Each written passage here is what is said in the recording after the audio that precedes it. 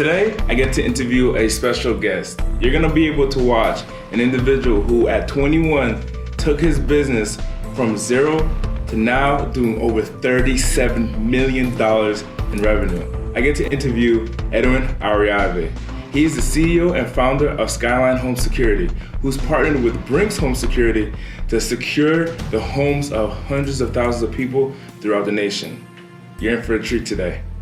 Welcome to The Progression Show. We're here at Edwin Arroyave's house. We're gonna do an in-depth interview today. So I've interviewed him before at the Progression Conference when he spoke at my two-day event, the Progression Conference. And today is an opportunity where I get to come to his residence, touch the place, because totally, dude. The opportunity is in the show. You're here on the Progression Show with Andy Audate.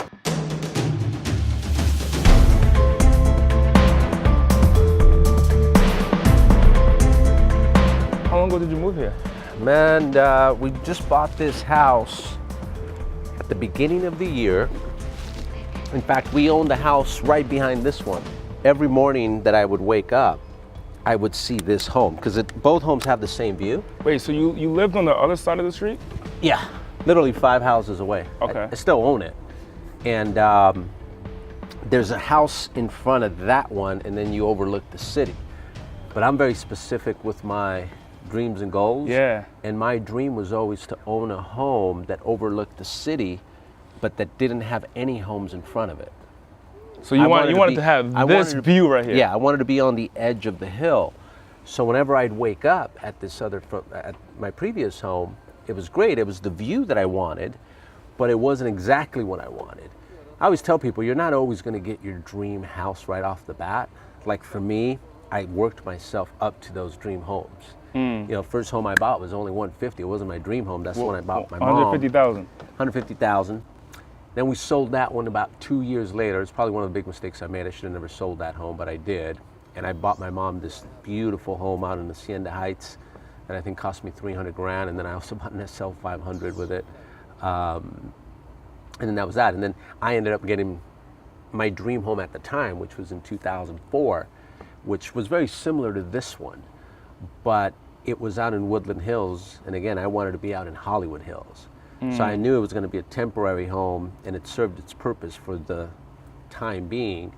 But I knew that I wanted to end up in Hollywood Hills. Now, the only reason I didn't end up in Hollywood Hills in 2004 was because I knew my weakness, and my weakness was in those days, I was young, I liked to party, females were sort of my kryptonite. Yeah. And I knew if I moved out here, I was either going to end up dead or lose my business. So I chose Woodland Hills so I could be far enough from the distractions, from the things that I knew. Why was that even important to you? Not being distracted, or not being distracted? Because I knew I had opportunity, and I knew that I needed to take full advantage of the opportunity. And I knew the one thing that could distract me was women and you know, that party life. And that's why I tell people, to be successful, you have to be very self-disciplined. Yeah. Because when you start doing well for yourself, you start to get a lot of options being thrown at you. And you need to have the self-discipline to say no to those things. Because, and I think you see it all the time. You see guys that start succeeding, and then all of a sudden they lose everything because they lost that self-discipline. That got them there. That got them there. You know? So how do you maintain it? For me, it was you personally, yeah. For me, I was just scared of being broke. You know, I was scared of having to go back to where I started from, and which was. So I grew up in Huntington Park, Southeast LA, and I lived in a 3-bedroom apartment. But because we couldn't afford rent, we had to rent out two of the bedrooms in that 3-bedroom apartment. Who was living there with you? My siblings, 2 of them, little brother, little sister, my mother. We're all basically crammed up in a little bedroom, and then we had 8 more people living in that home.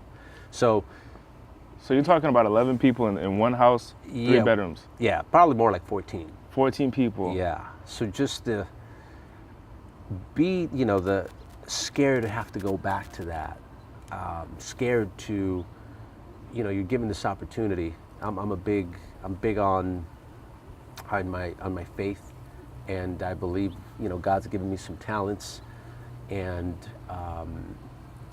I want to make sure I take full advantage of them and not take them for granted where, it could all be taken away from you. Yeah. And I don't think he necessarily takes it away from you, but you do it to yourself. You know what you're supposed to do, you know what got you there, and then all of a sudden, just because you taste success, you lose that humbleness that you had once. You start taking work ethic for granted. How do you stay grounded in your faith? As you become more successful, how are you staying grounded in your faith? I've always loved doing the opposite of what people are doing. Yeah. And I think the more success I've gotten, the closer I get to my faith, the more serious I get, because I know what's coming. Because I know with more success, there's going to be more, again, options Yeah. that are going to try to derail me. So, it's the opposite of what people do. And the more success, the closer I need. Typically, people go business. into those options. Yeah, they go into those options. So I know, hey, more success is coming. I need God even more Okay. to protect me, but then also to show the reason, my success is, all glory to Him, So I did a poll on Facebook yesterday, on my Facebook. Yeah. And I said, I'm interviewing Edwin today. What questions do you have for them? Oh, sweet. And then I have a few fans that have a few questions for you. Cool. So let's bring it on. Yeah. So Michael from my Facebook says, give him a copy of my book. And in addition to that, Michael wants to know, how do you balance your family, your work, your faith, and your work ethic? Ooh, how do I balance it? I don't know if there's such thing as true balance. Whenever you're trying to be the best at something, that I think your balance is going to be a little off whack. I think you go through different phases in your life. Yeah.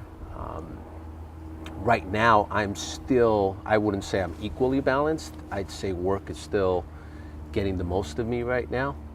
I try to just be I try to be efficient with my time. So, for example, during the week, because of work, I can't really be here for the family. By the time I get home, it's 8, 9 o'clock at night, my kids are asleep already. Gotcha. So now what I do is on weekends, I make sure to spend 8 hours Saturday, 8 hours on Sunday with them to make up for that week that I wasn't really with them. Now, when I say spending time with them, I don't just mean hanging out with them while I'm on my phone and Right. and, You're actually engaged. I'm engaged, I'm present. And I felt like that was a better move than in the past. What I tried doing was I tried getting home at 6 o'clock so I could put them to bed. But what I found was I wasn't present. So even though I was there at 6 p.m., I was talking to them, but I wasn't present because I was thinking of all the things that I had to do at work. So I told my wife, like, it's just hard. It's useless for me to come in at 6. Okay. Let me come home at 8, 9. They'll be asleep, I get it. But then Saturday, Sunday, I'm there 100%. I'm present. Are you nervous of the relationship with your kids in the future because of what's taking place now? It's obviously a little bit of sacrifice that you have to obviously make. But I'm confident with the time that I'm spending with them on the weekend. Anthony on my Facebook said, if Edwin were to start over today with $1,000 cash on hand and no credit, what would be the blueprint that you would follow to recreate or even surpass your success? What needs to be done for Anthony to surpass or even get to where you are as far as being successful? The first thing is the mindset. Okay. You got to have the right mindset if you want, you're going to have to get out of your comfort zone. Right. So the first thing I would do is find a vehicle that paid me every week. So if I'm trying to start my own business, I'm trying to find a funding source that can pay me every week. Why is that important? It'll get you through, it'll get you to pay your bills. Yeah, okay. I want to find an industry that is going to pay me every week, where I can learn the industry pretty quickly. I want to find an industry that pays high commission, but it allows me to scale at the same time. Because again, there's industries that pay you high commissions, but you can't really scale that. Mm. And you got to wait 6 months to get paid. You got to wait a year to really learn the business. And you know, what's the point of having the right mindset if you don't have the right opportunity? Gotcha. So you got to look for that opportunity. So again, I think there's a lot of guys out there that, you know, they listen to a lot of influencers and, you know, they got the right mindset, but now they have the right mindset and it's like, okay, well, what do I do with it now? What industry do I get So into? it seems to me that the formula for success is mindset plus opportunity equals success. Yes, the opportunity, the vehicle, whatever you want to call it, and you got to take, and then once you have it, take advantage of it. You know, so like for me, I look at when I was 21 years old, I was making $70,000 a year, and which now is worth probably 150 grand a year. I resigned from that company to go after my dreams, and I got out of my comfort zone, basically, to go after my dreams. And a lot of people saw that as a big risk, and yeah, it was a big risk, but it was a calculated risk. I knew that my industry made sense. So it wasn't like I just said, oh, I'm gonna take a big risk and I'm gonna go make millions of dollars. No, it was a calculated risk because the opportunity was there. I had the mindset and I saw the opportunity. And Gotcha. you need both. You need both. If you just have a mindset but you don't have an opportunity, you're gonna kill your mindset. Okay. You know? So something that I was really intrigued on was on your social media. I saw that you had a Lamborghini on your Instagram. Yeah. Is that Lambo here? Yeah, I'm a big car guy. You so, are? Yeah. How many cars do you have? I have 5. 5 cars. Yeah. And out of all your 5 cars, what's your favorite? That's a tough one. Depends what day. I mean, I have a Rubicon Jeep that's lifted that I love driving that thing. I also love the Lamborghini on those days. And then I have a Tesla that is also probably the most practical car you can ever have. You know, it just allows you to do all kinds of things while you're driving, which is pretty cool. So, but yeah, I have the Lambo here if you want to check it out. I want to check it All right, out. Let's check it out. While we're going to check it out, I'll still ask you some questions yeah, because I still want to find out more about you. And my fans have, you know, asked me some powerful questions to ask you. Yeah. So one of the questions that they want me to ask is,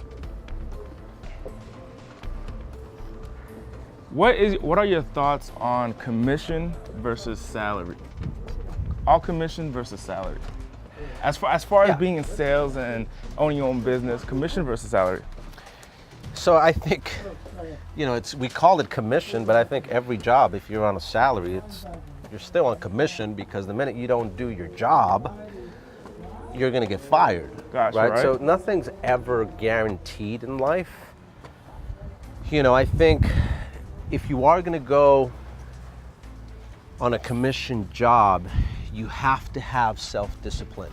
And I think that's where most people fail at commission jobs. It's not so much because it's a commission job, it's because they don't have the self-discipline now that they have freedom.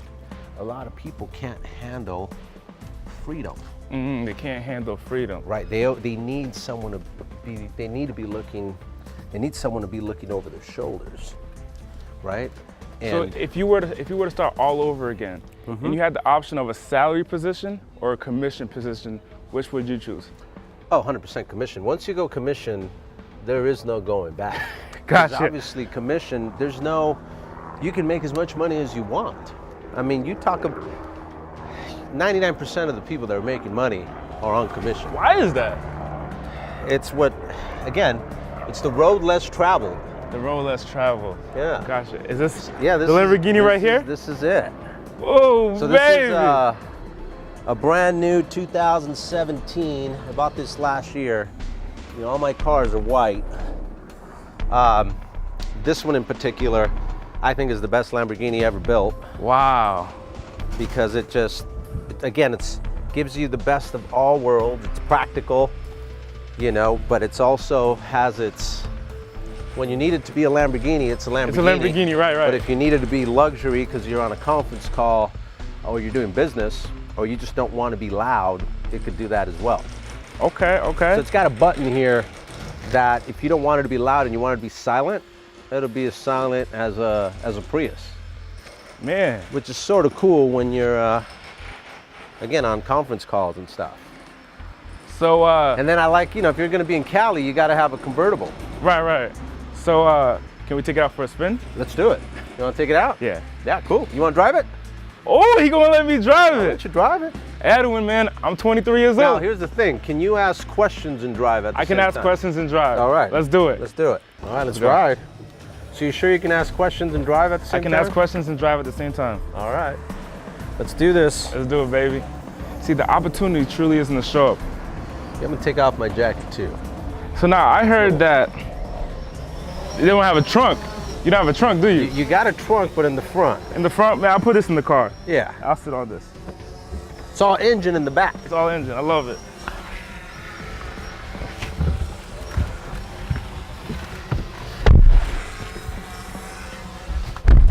So, button here. Hit the So, brake. hit the brakes, press the button. Boom. You want to drop the top? Let's drop the top, baby. All right, here we go.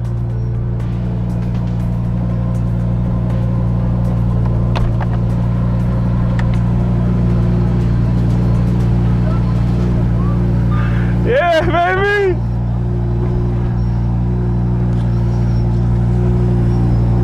You got it? All right, you got your seatbelt on. Get this thing going here. Boom. Get Put your this mirrors out. back. The mirror's out. Cardone's been in this car. He didn't even get to drive it. Grant Cardone didn't even get to drive this car. No. But Andy Audate gets to drive this car. Oh yeah, there you go, all day. So we're gonna swing by my other house, see? So let's stop at your other house. We just did a loop. So this is my other house. This one right here. Yeah. Now I Airbnb this thing, and believe it or not, it makes, well, I shouldn't say how much it makes, but it makes a lot of money. It makes a lot of money. Yeah. And it has the same view as the other house. It just has a house in front of it. So now I use that when my buddies come over. I mean, whenever I want to have family or my friends or anybody, they can stay at that house. It's sort of my guest house now. But then I Gotcha. Airbnb it, 80% of the time. Okay, sweet. Yeah. So one of the questions that I have for you is, what is the importance of being part of a growing community or a growing team versus an established company, a huge company like Apple, for example? Yeah, so like anything, it's all about associations. Part of success is, number one, putting yourself in pressure situations that make you do better than you ever thought you could. Because what happens when you put yourself in those situations is that's how you build confidence, right? You put yourself in a pressure situation, then you kick butt at it. You're like, oh wow, I can actually do this. So right? can you be successful That's a without confidence?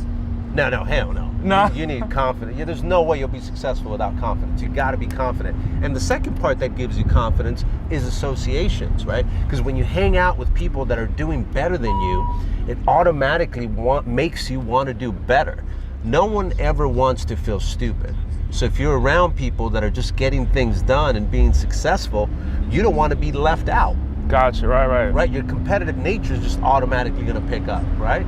And you don't want to be the one that's being left out. And again, they'll make you want to do better. Versus when you try to do it, when you're trying to do it by yourself, it's easy to let yourself down. Yeah. And you don't have anybody else to look at to motivate you. Not that you need people to motivate you, but it's always nice when you see other people doing well. It makes you want to do more. I've always surrounded myself with very successful people. This is the house where they filmed Scarface. Is Philip Scarface right here? Yep, so that's where Al Pacino shoots his best friend. See those stairs?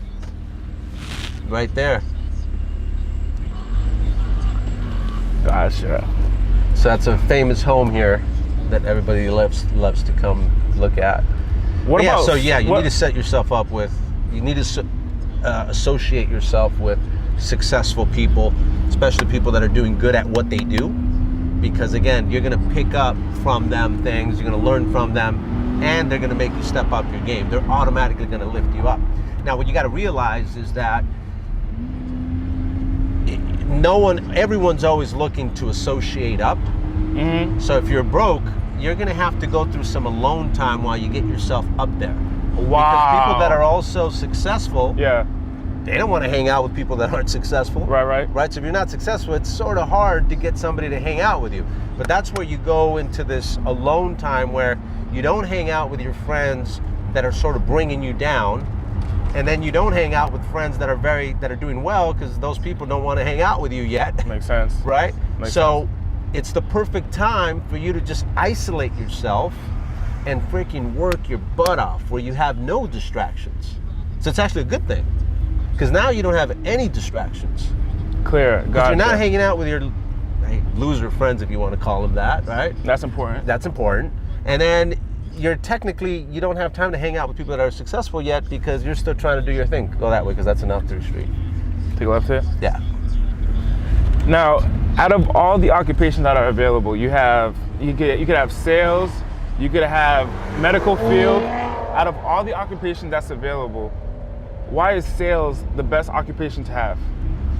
Again, everything in sales, even if you're going to be a doctor, a lawyer, whatever it is you're going to do, you're going to need to sell somebody on why they should choose you to be their doctor, on why they should choose you to be their gardener.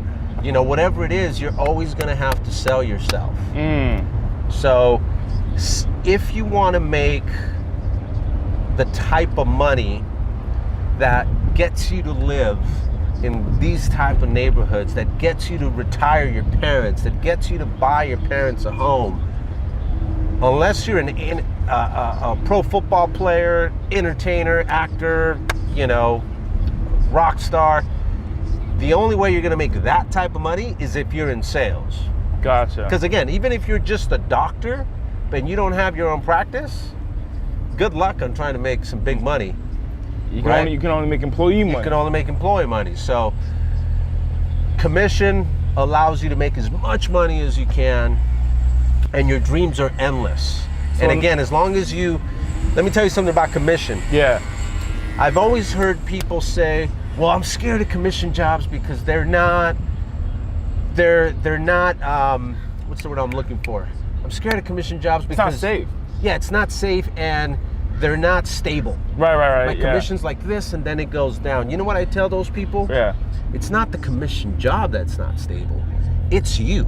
Wow. If I look at all my top sales agents, they all make $5,000 a week every week, $10,000 a week every week, $20,000 a week. You know why? Why? Because they have a routine. They have their habits. Okay. Every day they knock at a certain time. They leave at a certain time. If they're going to work 5 days a week, they work 5 days a week. 6 days a week, they work 6 days a week. So based on what you're sharing, you're saying that you have to have a routine. You have to in have order a to be routine. successful. Yes. So what's your what routine?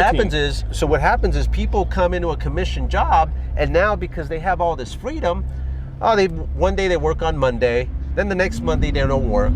One day they start at 11, the next day they start at 4. One day they end at 9 p.m., the next day they end at 5. Well, you see how there's no stability there? Right. Well, if you're not stable, what do you think's going to happen to your check? It's going to go up and down. It's going to go up and down. So what's your routine like? So I get up at 5 in the morning every day. Every single day? Every day. For how long have you been doing that? Probably for the last, 5 years. Well, a lot of salespeople say, Saturday and Sunday they don't have to wake up early. Some wake up. I get up Saturday early as well. Okay. So I get up, I do an hour of study. From there, I go to my hour of workout. Then from there, I hang out with the kids for an hour before they go to school. And 8 a.m., I'm blasting emails away. And then at 10 a.m., I get in my car and I go to the office. I wait till 10, wait till traffic dies down. By 10 a.m., I've already scheduled any phone calls that I got to make. Okay, gotcha. So you have a schedule. Oh yeah, and it's a routine every day. When I used to knock on doors, every day it was 3 o'clock. I was on the doors, and I wouldn't finish till 10 o'clock at night. When you were a salesperson years ago, what were the characteristics that you looked for in the position that you worked in? Honestly, the biggest one I looked for was work ethic. If I just wanted wasn't that dependent on you? Yeah. So when I hired somebody? No. When you were a salesperson, what was the characteristics that you looked for in the opportunity that you were going to indulge yourself in, that you were going to become a part of? What were the characteristics of that industry or that actual job? Got it. I wanted an industry that was going to be recession-proof. Okay. Meaning, if the economy goes to crap, it doesn't matter because now people are now they really need your product. Because what happens when the economy takes a dump, everybody gets freaked out, and now they want to protect the most valuable thing they have, which is their family and their home. Okay. And then there's a car behind you. And then the second thing. Are you good? Are we going? Well, just watch this car. I don't know who's gonna try to pass you. Now, when the economy is good, now they have the money to pay for all the nice things they just bought. Right, so right. we never have. I wanted to look for an industry that was recession-proof. Okay, recession-proof. And I wanted to find an industry where I felt like I was helping people. Helping people, recession-proof. What about the money? That was the other part I loved. Okay. You want to find a job that pays you high commission, but also gives you the ability to scale. Most sales industries, they don't give you both. They might just give you a high commission, but you can't scale it. What's an example of that? So real estate, okay, for instance. They'll pay you high commission, but you can't scale that thing. Solar, high commission, but you can't scale that thing. The flip side of that is like DirecTV. Low commission, and you could scale the hell out of it, but it's low commission. Gotcha. I was looking for an industry, a vehicle that gave me the ability to pay me high commission, and then it gave me the ability to scale that thing. And then on top of that, be able to pay people immediately within a week. So when we got a sale, the next week they were getting paid already. And the reason that's important is because I wanted to help people that finally wanted to make that jump and get out of their comfort zone and go after their dreams, but I wanted them to have a true opportunity. Right. So the opportunity is important. The opportunity, because again, the number one is you got to make the decision. You got to take that first step, that leap of faith step, right? That's number one, right? You have to declare, you know what, I'm done with this $10 an hour crap, $12 an hour in my case, back in the day. He was making 12? Well, I was making 70 grand a year. I was like, I'm done with the 70 grand a year crap.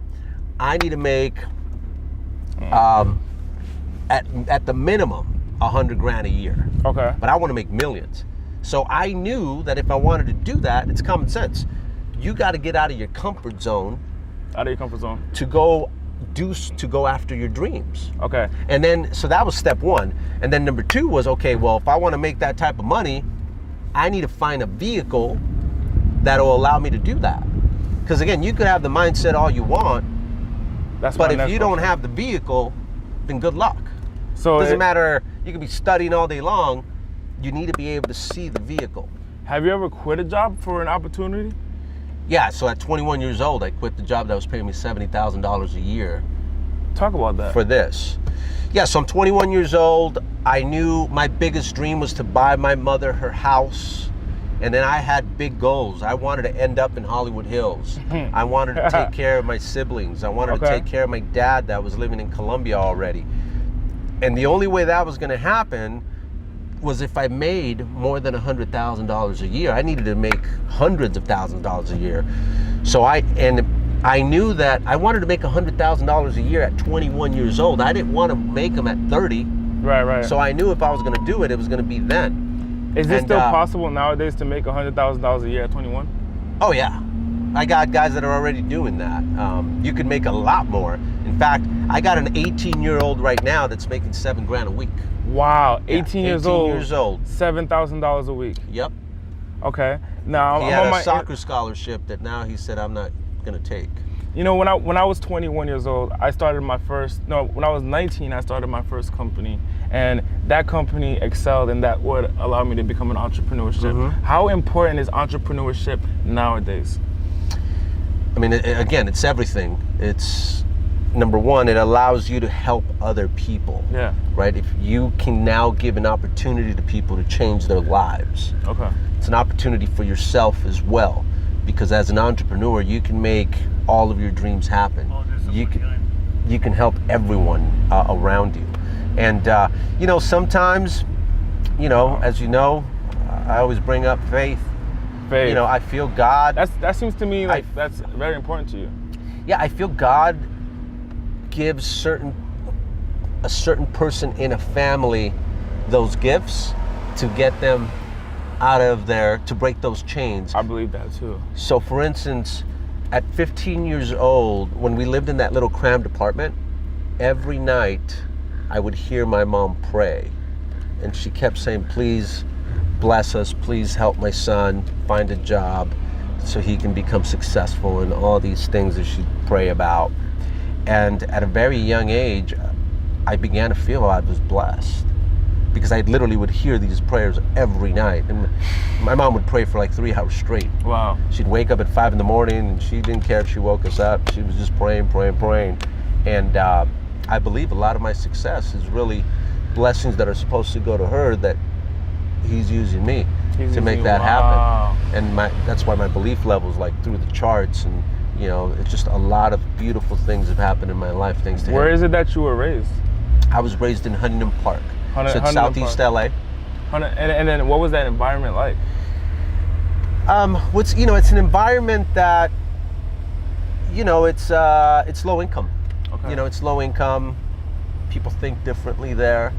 How do you go from low income? Like, what's the mindset that you have to go from low income, poverty, to now owning a Lamborghini, 5 cars, multiple homes, and a company with 400 people? What is the mindset?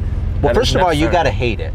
Okay. So I got tired of roaches waking me up Wow. every night, and I was just like, I'm done with these roaches. Right? We lived in apartments, and if you live in apartments, it doesn't matter how clean you are. If other people aren't clean in those apartments, those roaches are going to come to your home. They're going to bite your butt. So I was like, man, I need to be in control of my own destiny. Okay. But we need to get a house where we keep that thing clean. There ain't going to be roaches. And it sounds very practical, but that is really it. I mean, there's people that I know that are comfortable living in those situations. They don't hate it. Gotcha. They say they hate it, but they don't. So what's the if they difference hate- between the people that say and the people that actually make a change? What's the difference? Yeah. Well, again, I think when you really think you're better than that, and you're like, I'm done with it, and I'm gonna now start taking action towards it. A lot of people psych themselves out because whenever they decide to go after their dreams, they immediately focus on the how. And if you immediately focus on the how, you are gonna psych yourself out. And when you Overwhelmed? you're gonna overwhelm yourself. Okay. And then what's gonna happen is you are gonna declare with your mouth that it can't happen. Wow. And the minute you declare something with your tongue, it's not gonna happen. The minute you say, oh, there's no way this is so stupid, man. I wanted to start this business, but I can never do that. Well, you just said to God you have no faith in him, or to those people that call it the universe. You just said to the universe, I don't think it's gonna happen. Gotcha. Right? And the minute you say that, it's done. Forget Okay. about it. You ain't getting anything. So you gotta be careful what you say. You gotta be careful with what you declare with your tongue, right? Okay. Tongue can give you death, or it can give you life. So what I've always done is I just focus on the why, and then the how, I let to me, again, man of faith, I let God put the right people in front of me to make the impossible become possible, and then I focus on my strength. My strength, and all of us have different strengths. My strength was I was able to sell, I was able to recruit, I was able to train, and I was able to lead. Yeah.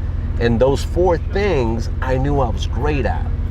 Oh, And shut the car. with those 4 things, because I knew I was great at, I knew what that brought to the table. I knew that would bring in the sales. I knew that would bring in the money. I wasn't worried about that part. The part I was worried about was, how do I go from 6 office employees to over 100? How do I go from being in 1 state to now over 35? Like, how do you get licenses for that? How do you go from, So you were growing. yeah, how do you go from So what was your 10 why? installers to, over 200 now? So what was If I your would have why? thought of the how, Uh-huh. I would have said it can't be done. Oh, because at the beginning. Yeah, at the beginning. So what was your why? So how it started was in 2000, from 99 2009, I was basically doing the same thing over and over. I was doing 250 installs a month. We were a small mom and pop company. I was making a lot of money, but I wasn't growing. And what happened? What's a lot of money? Oh, I was making, first year I made 150, this is back in 99. 2000 I made 250, 2001 I made 350. 2004, personal income? Personal income. Wow. By 2004 I made 500 grand in 1 year. 2000, and then after that it just started going up and up. Gotcha. So the money was great, but the company wasn't growing. And what happens is, in life, you're either getting better or you're getting worse. And because I wasn't doing either, I was just staying plateau, I began to burn out. So it wasn't until 2009 that I was like, wait a minute, I wanted to quit. The reason I wanted to quit was because I was bored. Because again, if you're not growing, you're getting worse. And I was getting worse, so I was getting fed up with the industry because I didn't believe in it. I was like, man, you can't really do this as a career, so let me try to find other jobs, other opportunities. And then what I realized was that I was sitting on a gold mine. Wow. And then it was the mindset change. The minute I said, I want to make this my career, I want to do this for the next 20 years, and I want to build a company that everyone that felt the same way as I did about our industry would want to be a part of. So the first thing I said, well, in order to do that, I need to invest back into the operations. So what I declared was I'm gonna go from 200 accounts a month to 2,000. So it's a decision. Yeah, it's a decision, declaring it. Yeah. I'm gonna go from 2,000 to 200 to 2,000. And then from there, all these doubts start coming in. Well, how are you gonna do that? You're not gonna be able to do that just out of one office. And that's when you just put your head down and you say, look, little voices, F you, I'm not gonna pay attention to them. I'm gonna do this. And that's where the faith comes in, that's where the trust comes in, where you're like, I know I'm a good salesperson, I know I'm a good recruiter, I know I'm a good trainer, and I know I'm a good leader. I could influence people. And God will bring the right people in front of me to make the impossible possible. So now next thing I know, a CFO CFO lands in my The next question that I have for you is, can you be successful with a strong mindset but stuck in a dead-end job? No way. And because there's no opportunity. So you need an opportunity to be successful. And you need to realize if you're in a dead-end position, because what'll happen is that mindset is going to start to get affected. If you're in a dead-end job, over time, that mindset that you had is going to get destroyed. So you want to get out of there as soon as possible and find that opportunity. So it's all about the opportunity. The opportunity plus mindset equals success. Exactly. The next question that I have to ask you is, how important is community and accountability to be a successful business person? Community is huge because, again, when you associate yourself with the successful people, they're going to expect for you to do better. And when you don't, they're going to call you out on it. And no one wants to feel stupid, right? No one wants to feel like I'm hanging out with these 6 guys, all 5 of them are making big moves, and I'm over here staying behind. Yeah. You know, so the environment has a lot to do with it. The environment has everything to do with it because it makes you push more. You see someone succeeding and you're like, man, if he's doing it, why can't I? In fact, Could you have done this in Huntington Park? Can I have done one in Huntington Park? The business that you've created, if you stayed in Huntington Park all these years, or the past 18 years? No, in fact, at 19 years old, even, I started making about $1,000 a week, and every month I would come to Mastro's and I would treat myself to a nice steak. I would treat myself to good restaurants. So as you made money, you were kind of getting yourself out of that. Yeah, because it makes you want more. It makes you realize that, man, there are some pretty cool things in life. And the minute you expose yourself to those things, it makes you want more. Because remember, and it sounds cliche, but we're the ones that tell ourselves we can't have stuff. So God's positioned us in a position where we can have whatever we want. And that's the beauty about God. He gave us choice. He gave us choice to do whatever we want, right? And part of that is to choose to follow Him. He doesn't make us follow Him. He gives us choice. He also gives us choice to have as much as you want. We're his children, and if we want to have the best life and, have the best food, if we want to be able to send our parents to the best vacations they've ever had in their life, we can. We're the ones that tell us whether we can or we can't. And then you're the one that you put the roadblock. Yeah. Your mind puts the roadblock. We can do anything we want, but it's the mind that tells us we can't do it. That's and then you powerful. Yeah. That's powerful. The last question that I have to ask you is, in the event that all this were to go away, all of this, all the things that you've done over the last 18 months, you still have the mindset that you have now, which is a positive mindset and ability to declare and to go out and achieve. Mm-hmm. What would you actually do to rebuild? Well, number one, it starts with work ethic, right? Work ethic is number one. Well, first of all, is faith. You got to believe. If you don't believe, you're screwed, right? Believe is everything. That's number one. Number two is you got to have work ethic. You got to have massive, massive work ethic. Number three is you have to have self-discipline. Because again, in order to make money, you have to put yourself in pressure situations that, let's call it commission job, a pressure situation, right? You got to make it happen. Yeah, for right? sure. And if you don't have self-discipline, you're done. Mm. You need to, and then number four is perseverance. You understand that as you're going to the top, you're gonna get knocked down. You're gonna get punched in the face, and perseverance, you're not born with it. You build it, and you build it by failing. And then the last thing is your integrity. You got to keep the promises you make to yourself, because that, at the end of the day, is what builds confidence. Gotcha. So in when yourself. So when you say, I'm going to do something, you do it. And there is no excuse on why you don't do it. Gotcha. Whatever it takes, you just make it happen. And there's different ways to get from point A to point B. So if the first route doesn't work, you figure out another route. Okay. But eventually, you'll get there. And again, I love using this because I've used it so many times. Different ways to get from point A to point B. So if it doesn't work this way, you try another way, and then you try another way, and you change it until you get it. But you don't stop. It's relentless. It's you go after it like your life depends on it, like your kid's life depends on it, man. It's like when your kid wakes up. You don't have any kids yet, but like I think if my kid wakes up at 2 a.m. and they're sick, all of a sudden this extra energy burst that you have, that you untap, right? You want to have that type of urgency, that type of necessity level when you're going after your dreams. Okay. Right? It's I talk about necessity level all the time. I remember you talked about that on my stage. I love that. You put yourself in pressure situations so your urgency levels and your necessity levels get heightened. Okay. Because what happens is with necessity, if you put yourself in a pressure situation, you're gonna untap an ability that you didn't think you had. Okay. It's almost like when you put your back against the wall. So is the hardest part in the this- pressure situation, or making the decision to get into a pressure situation? Well, I think where most people fail is they don't put themselves in a pressure situation. So that's the hardest part. Because everything they want comfort. And in order to build something, whether it's fitness, whatever it is, you have to go through discomfort.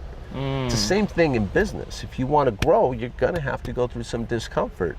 And I've always, the mundane, the playing it safe, if you put yourself in situations where you sort of don't need a miracle, you're sort of equaling God out of it. And I like putting myself in pressure situations where, more than ever I need God.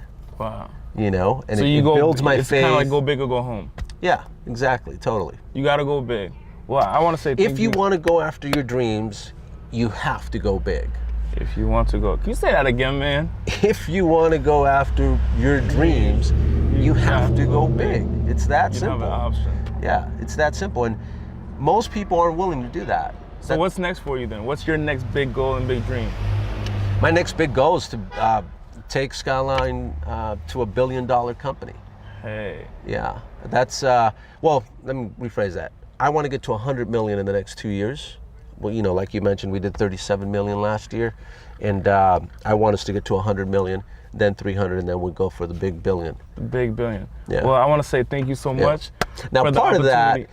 is there's been so many guys, you know, all and women that have worked for Skyline over these years, that part of making the company succeed is now I can take care of all of them. Skyline can take care of all of them. So it's not just, it's all the things that you can do with that money, right? And you know, it's funny, we had a bunch of our managers come in and present to us, the executive team, on different topics. One of them was culture. One of them was, you know, how could we save the money? But the idea was to get them to come up with the ideas and the plans so they could feel like they're part of the company. Versus the executives. Versus the executives telling them what to do. It's like, hey, you tell us, what do you want for culture? And they came in and they basically gave a 30-minute presentation on what culture should be like and what they would like to start implementing. And man, I was just so proud of that.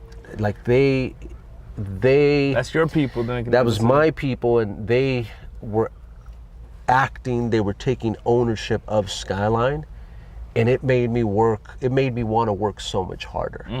You know, we talked a little bit about it. Your whys will continue to change as you continue to grow, and as you continue to succeed. For me, the material stuff is not a big why for me, because I already have, like, this is my dream home. I don't ever want to move from here. And I've seen homes that cost triple, quadruple more than mine, but this is my dream home. I don't need, like, this is it. This is my dream car. I don't need a bigger car. Like, it's, now my whys, they're different, and they'll start changing as you get older and as you start, you know, accomplishing your goals. But again, that's the beauty of it. You accomplish your goals, and then, all right, what's the new goal? And those new purposes start changing with time. A big purpose for me now is just, I want to take care of my office people that have taken care of me for the last 19 years. The people that's on your team. And then so mindset plus opportunity equals success. That's what I really took away from you. Thank you so much for the opportunity. Thank you, brother. I'm glad. Did you enjoy the drive? I did enjoy the drive, and it was awesome. Awesome. Vroom, vroom. All right, I can't wait for you to get your own, man. Yeah, baby, I'm gonna get a black one, man. Get a black one.